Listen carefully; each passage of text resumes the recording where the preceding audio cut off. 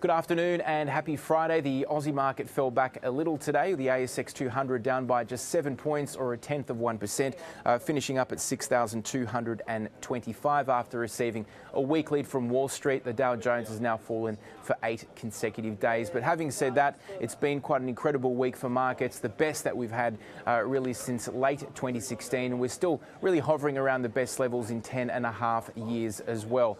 Now, what has been a driving force of the improvements this week has certainly been the financials, specifically the banks, which have been unloved and out of favour with investors for most of 2018 so far, but it's been quite a different story in the past 5 days. They've received plenty of attention, bargain hunters jumping in and a bit of a relief rally taking place. So the big four banks not only rose by as much as 3% today, but have jumped in the order of 6% in 5 sessions. Today the standout was ANZ in that space. That's after announcing a doubling of its share buyback to $3 billion. That seemed to help its shares lift. But also the Senate passing tax cuts yesterday has been quite helpful for retail stocks today. Harvey Norman and JB Hi-Fi were both up between 1% and 2%. And the prospect of just some households having a few extra dollars to spend could boost consumer confidence. So that's behind the improvement there.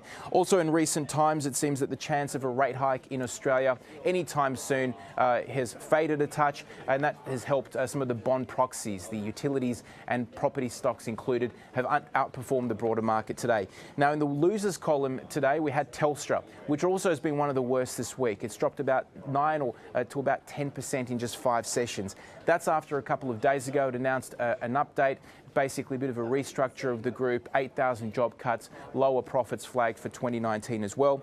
APN Outdoor was down 2.5%. It has raised its bid for Adshell's outdoor advertising business to $540 million. The Aussie dollar finally sits at about 73.9 US, so it still is down about 2 cents in 2 weeks. Tonight, OPEC's meeting in Vienna, Austria, very important for oil and fuel prices, and we also have updates on manufacturing in Europe and the US.